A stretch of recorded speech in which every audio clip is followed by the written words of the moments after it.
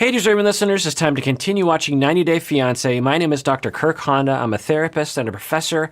Let's see if anything of interest comes out of my face as I watch the show. Today we are at Jovi's parents' house because last night we have engagement party in Jovi's hometown, but it was terrible. Jovi left me alone. He go and get drunk with his friends. He ignored me all of the night. Are you still mad at me? Is everything okay or what?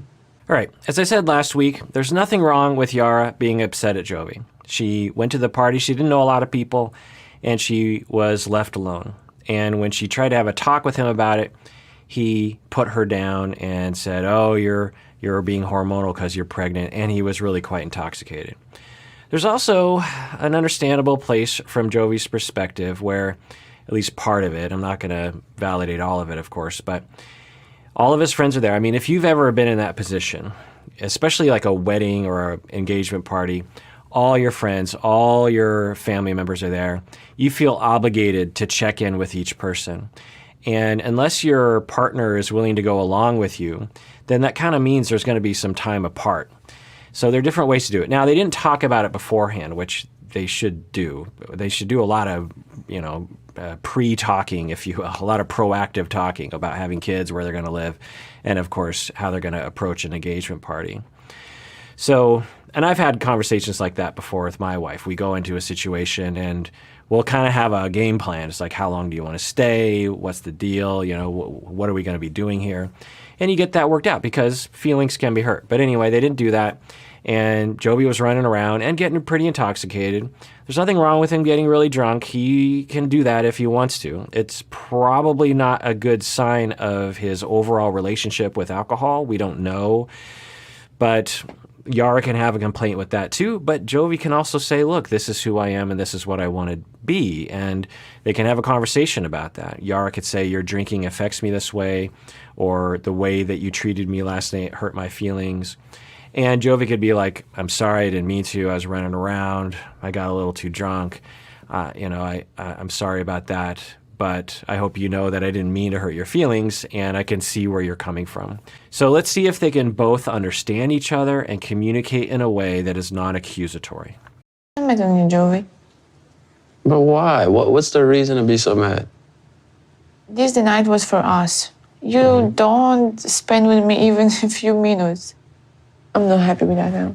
So right off the bat, we see Jovi saying, I don't understand. Why are you so angry? Instead of being able to predict. It doesn't take a genius to say like, oh, from my memory. I mean, he might not remember, but it wouldn't take a genius to be like, I'm guessing you're upset because I left you alone a lot of the time, which I totally get. And I'm really sorry. But, some apology is expressing that he understands her feelings, giving an explanation, but not an excuse. That does help. But he doesn't do that. He's just like, I don't understand. I was right. Now, so a typical way that the two of them will fight is that she will be very accusatory and he will try to put her down or something. Now, I will say Yara in this moment is being very calm and she's communicating her feelings pretty well. So she's doing her part. Let's see if Jovi can do his. Between my job and Yara being here in America, I have not had a lot of time to spend with my friends and my family. And every time I looked at her, she's talking to somebody, she looks like she's having fun. So I kind of still thinking like, okay, you're fine though. Like you look like you're having a good time. Okay, so tell her that. Say, I kept checking in with you and it looked like you were having a good time. So I don't know what happened. At some point, maybe I stopped checking or something. And I'm really sorry that I did that. I can see how you would feel left alone. Let's see if he can say that. So he can explain himself. There's nothing wrong with that. And he can empathize with her feelings. This is even the most important to you that I'm new to everybody. Yeah, Maybe you of course. And I'll let you me. introduce you to everybody. I'll let you talk to everybody. Let me there. I am uncomfortable. Okay. I'm alone. No, come to me. No, ask me sometimes. Know how you feel. You lost me there, Jovi. You lost me there. So as I've been saying this whole time, he should be able to intuit, one, she's pregnant and she might need some help with various different things. Two, she doesn't know anyone. So some extra care to her well-being is important. It's not like they grew up in the same neighborhood and he can just be like, well, she can manage on her own. That he might even say, you know what, I probably shouldn't drink that much because I need to have a level head in order to keep track of all the things that I need to keep track of, most namely my wife's mental state and her mood and how she's feeling, because there's a pretty good likelihood that she's going to be not so comfortable, at least not as comfortable as me.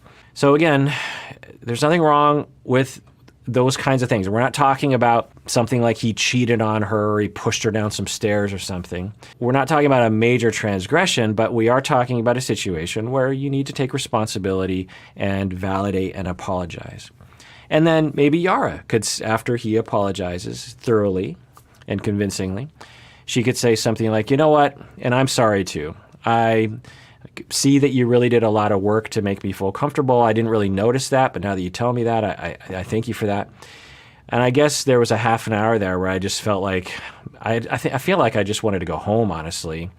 And I couldn't find you, and I didn't know where you were. And at that moment, it just kind of felt like I was being abandoned, and I was just really uncomfortable, and I probably was too angry. I probably overreacted. But my feelings were valid in that I felt alone and hurt and uncomfortable, and I didn't know anyone really, and I was doing my best, and I wanted to go home, but I probably exaggerated a little bit in the moment, and I'm sorry for that. She could say that too. And then they can be like, oh, I love you. Thank you for taking responsibility for each of your parts, and we'll try to do this better next time. Let's talk about our relationship before we go into our next party like that so that this doesn't happen again. And then Yara could say something like, and I want to talk about your drinking, Jovi. It's your life, but I'm really kind of concerned about your drinking. You got pretty drunk there to the point where I couldn't even really communicate with you. And do you really want to get that drunk? It's okay to have the conversation. And then Jovi could say like, well, I don't know, it's a back and forth, respectful back and forth. Let's see if they can do it. I'm pregnant, so of course I will be mad. It's making me so much worried that the way he treated me now, he would treat me like this all the time. You clearly forget about me there. Because what? Because he was drunk. I was not that drunk at the party. Jovi. So they're getting into the alcohol talk, and she is literally pointing her finger. It's because you were drunk. Now, for us watching, it seemed like he was pretty intoxicated. So he's now saying, I wasn't that drunk. Now, on his scale, he might actually not have been that drunk. On the scale of drunkenness, he was pretty drunk. I don't know where we want to put him, but he was slurring his words. His eyelids were really droopy. You could kind of tell his brain wasn't functioning the way it would normally. Seemed like he was a little bit of swaying. It's just a little bit of observation. And she's like, and you were too drunk. Now, where does that come from? She has a valid place where that's coming from, of like, whoa, he's really drunk. I don't like that. Why don't I like that? Well, I don't like that because when he's really drunk, I can't really communicate with him. I'm worried he's going to do something stupid, because when you're really drunk, people do a lot of stupid things. I'm worried about what he's going to be like with my kids. I'm worried about his health. I'm worried about, I don't know, other kinds of behaviors he might get into when he's drinking a lot. Will he hurt me? What's going on here? I've seen other people that have had alcohol problems, and I've seen the kind of behaviors that it leads to, and I'm worried about that. Will this mean our marriage will go down the tubes if he drinks that much? Because drinking a lot can lead to that. A lot of conflict and a lot of neglect of your spouse and a lot of hiding of the alcohol and this kind of thing. So she comes from a very valid place. How do you communicate that, though? Do you say, you are a drunk, you drink too much, there's something wrong with you? I get it, you feel like you're right, but there's a way of talking with someone about an addiction that won't trigger them. And if you yell at them, because the understanding is the addiction, as I've been saying from the beginning, and I don't know if he is addicted, I don't know if he has a problem, but people who have a problem with substance abuse, it comes from a place of shame, a place of powerlessness, and a place of trauma. And you can't just snap your fingers and change all that. So I don't know if she understands that. And so when we yell at people, one, we're shaming them, which adds to this shame, which actually fuels the addiction, fuels the foundation of the addiction. It causes the person with the addiction to go underground. It causes them to think you are getting in the way of them and their substance. it puts them in a bind between, okay, either I do what she wants and stop drinking, or and also have to deal with my emotions, my trauma reactivity that I've never dealt with, and that's why I drink. Or I can get rid of her or hide it from her and still have my medication so that I don't have to deal with the very distressing feelings that I'm suffering from. I've treated a lot of people who have substance abuse problems, and they all had massive amounts of trauma, just so much trauma. And what they found was that before they met substances, they were in a constant state of anxiety, and they didn't really know what was happening. And they, they would lie awake at night staring in the darkness with fear and anger and upsetness and loneliness. And then someone gives them a beer, someone gives them a Percocet, or someone gives them crack cocaine, and it just washes it clean.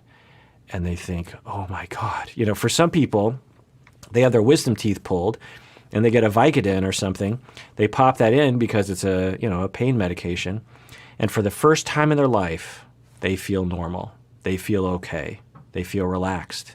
They can go through the day without this constant screaming match in their mind. Not a hallucination, but those voices that we all hear of just like, you're stupid. Don't do that. You can't trust that person. All that just stops.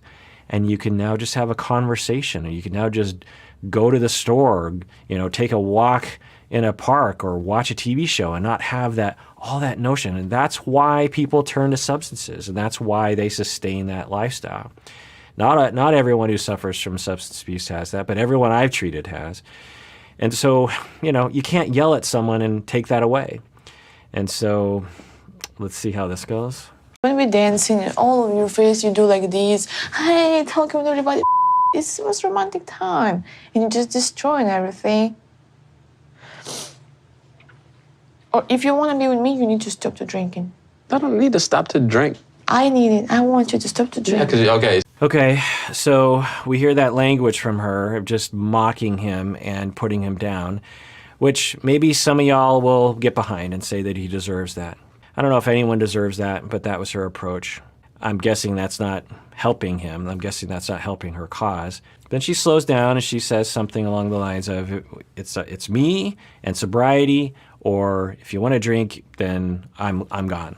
It's me or drinking. You got to choose. It's a very common spousal statement that will be said. Now, there is nothing wrong with her saying that.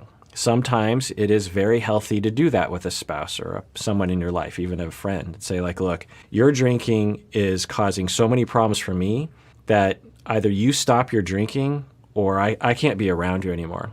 It's actually kind of a healthy boundary to draw sometimes. It depends. But sometimes you just have to self-preserve and just be like, I see you suffering from something and it is affecting me so much and in such a negative way that I'm sorry, I just can't be around you if you're going to be this way. It can actually be one of the steps that people will go down in terms of recovery. They'll be like, whoa, everyone's pulling away from me. I'm starting to realize how much my substance abuse affects my life. I don't want people to abandon me. And look what's happening. I'm choosing the alcohol over my relationships. Maybe I have a problem. Maybe I need help. Maybe I need to go to recovery programs or AA meetings or NA meetings or something.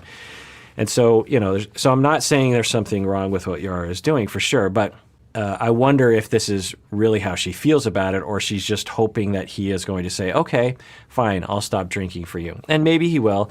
It sounds like he's not. He is talking like he either...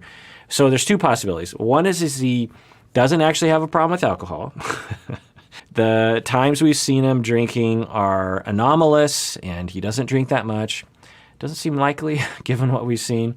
The other possibility is that he has a pretty full-blown alcohol problem. And from what we've seen, there's a possibility that he drinks all day, every day, or at least at some point in the day he starts drinking into the evening. We've seen him drinking early, and he'll walk around with a beer, this kind of thing. And his body is dependent on it. His psychology is dependent on it. Given what we've heard from his friends, it's possible that he's been drinking like this progressively more and more and more for the past, I don't know how many years. I can't remember how old he is.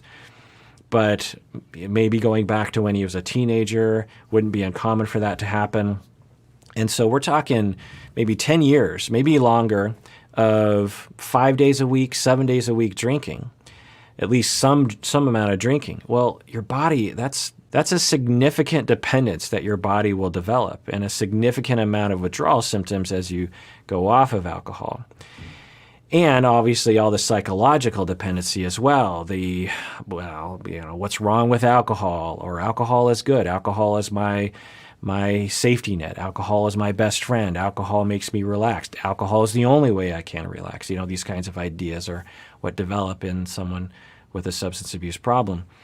And so to ask him right now, choose me or alcohol, most people in his position will choose alcohol in the way that she's presenting it, which is okay. If Yara is prepared to do that, then okay. But I think Yara is coming from a place of, if I give him an ultimatum, then he'll see I mean business and he'll stop drinking, which I don't think is going to happen. You're pregnant for 9 months, you can't drink, so now I can't too? That doesn't make Yes, any you can sense. too, because you need to support me. Yeah. I think when Jovi is drinking, he just cares about having a nice time with his friends. He needs to understand that I give up everything I have to be in here. So he needs to make sure that I'm happy. Yeah, all those points make sense to me, Yara. But again, to ask someone who has potentially years and years and years of dependency under their belt to just stop like that is not very realistic.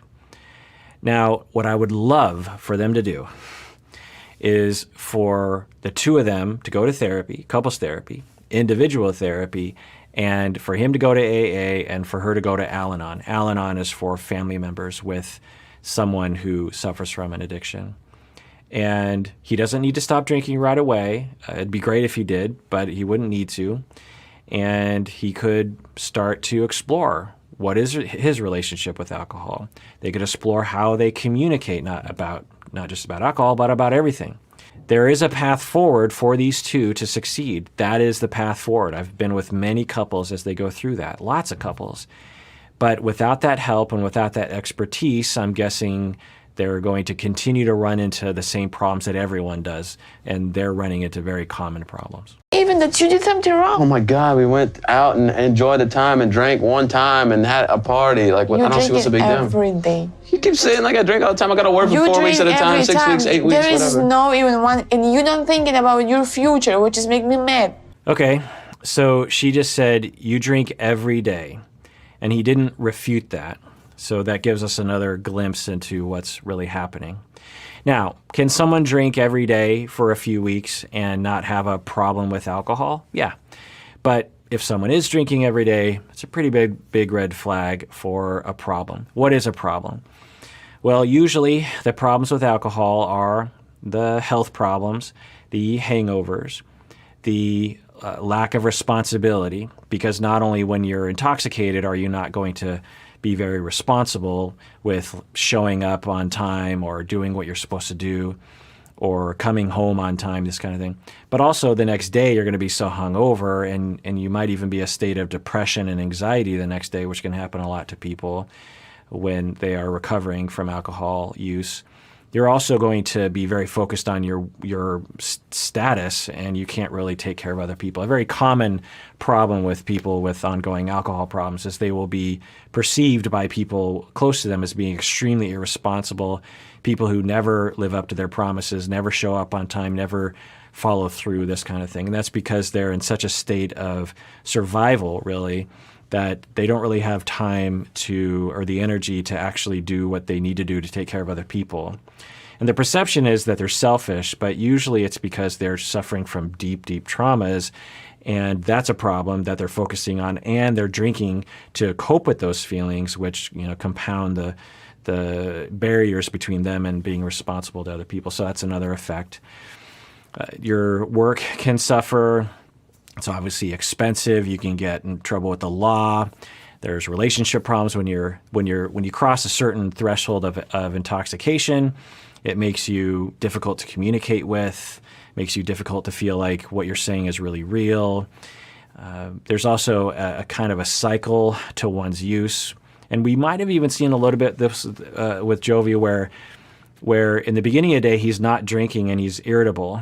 And then when he has one or two beers, that's like the sweet spot where he has his addiction being satisfied and he has a little bit of that euphoria that's hitting the brain, and he's in a relaxed mood, and his traumas are kind of fading into numbness, and he is able to listen to people and be nice and almost kind of be himself in a sense.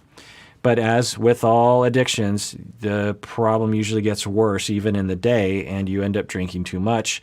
And then you begin to think, oh, if I drank this much and it made me feel good, if I drink twice as much today, then I'll feel twice as good. It doesn't work that way. You actually feel twice as worse. And then you wake up in the morning and you're like, oh, I drank too much last night. Okay, I'm not going to drink that much. You try not to drink. You go irritable. Okay, fine, I'll drink. You have a couple of drinks. You're like, okay, I'm relaxed. Hey, if I feel relaxed with 2 beers, I'll drink 6 more and I'll be even more relaxed. And the cycle just goes round and round and round. And meanwhile, you're not able to think about your feelings. You're not able to recover. You have to do all these mental gymnastics to trick yourself into believing that the alcohol is not a problem. So denial becomes a very common thing that you use to not only to go into denial about your alcohol use, but denial about any other problem in your life. Because as soon as you start acknowledging your problems, now you've got to acknowledge your alcoholism as well, which you can't have. If you acknowledge the fact that your marriage is going down the tubes, then you might have to say, well, why is my marriage going down the tubes? Well, I think it's because of my drinking. Cascade, shame, trauma, who knows what. And so if I just go into denial about everything, then I don't have to think about my problems. And if I do that, then I feel better. I can at least survive my day. And sometimes they'll come across like this. I don't know if Jovi fits this, but they'll come across like they just don't care. Like, just like, yeah. There's a lot of people, some of you out there might be some of those people who are post-recovery or going through recovery, and you remember when you used to be like this. You remember when you used to be nonchalant about your addiction and your problems. You were like, wow, I was a lot different back then. I understand now what I was just trying to survive back then.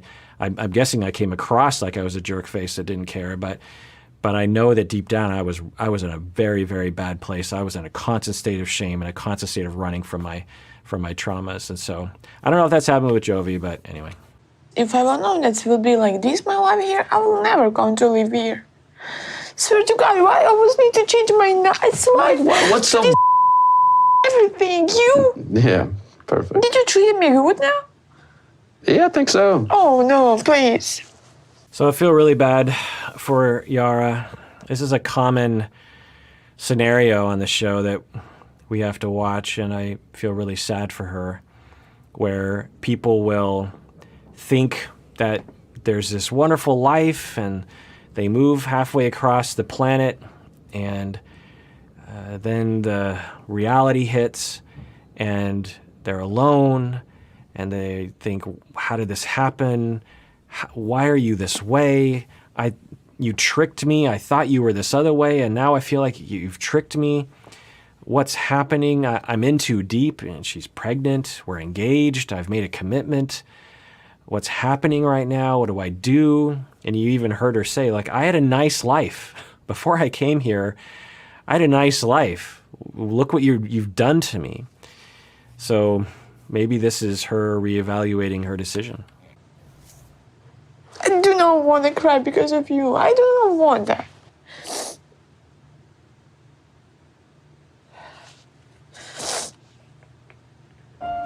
Now, I will say, from Jovi's perspective, maybe independent of any potential addiction, that if your girlfriend, your fiancé, the mother of your future child is crying, don't you have a little bit of empathy for that? Just like, even if she is blaming you and she thinks that her problems are your fault, couldn't you just be like, hey, honey, what's going on? What could I do? I'm probably not going to stop drinking because, it's just part of my life. I like drinking with my friends. I like the feeling of getting drunk. So there's that. But I do love you. I do care about you. And I recognize that you're really sad right now. And I feel bad. Can we hug? Can we talk about that? What can I do to make it up to you, or just something? But what we see from him is, if we didn't know what was happening or we didn't see her face, we would think that he was just having a conversation about sports or something, his demeanor, the kinds of things he's saying. Does it bother them pregnant? Please, Joey. Is drinking for you more important than all of this stuff? No, it's not. I thought it was fun. I was not acting stupid. You look at me and you're lying to me, not and you know I lying hate to that. You do now. Right. So now she's accusing him of lying. I think from his perspective, he is telling the truth. According to his world, he wasn't that drunk, and he didn't do anything bad to her. Because from what we saw, he was checking in with her and trying to make sure she was okay, and probably did involve her sometimes. It was probably a long night. It was a late night probably. Eventually he got pretty drunk, and he lost track of time, which isn't uncommon even if you're not intoxicated in an engagement party like that. She got upset, and he hasn't apologized yet.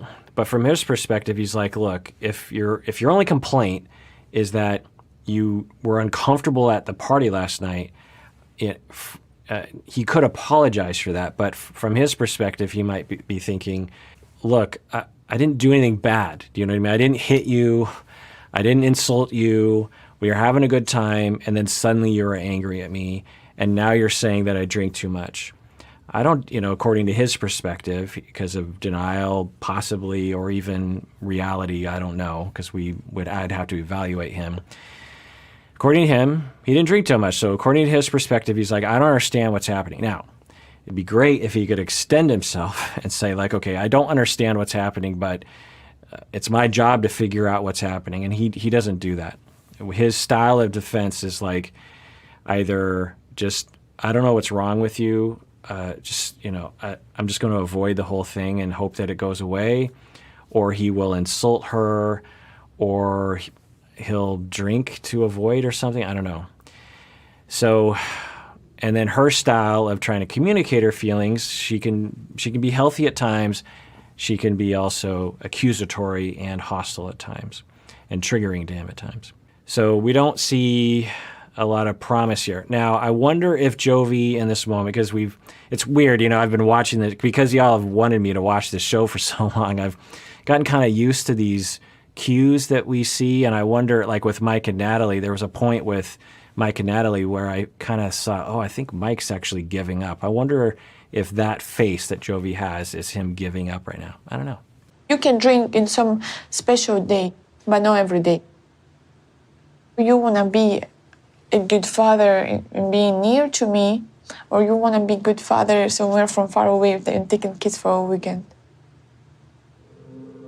Okay, so it's not recommended that she say this, but it's not a bad thing. She's saying it in a calm way. She's not being accusatory. She's not being triggering to him. She's just like, look, okay, fine.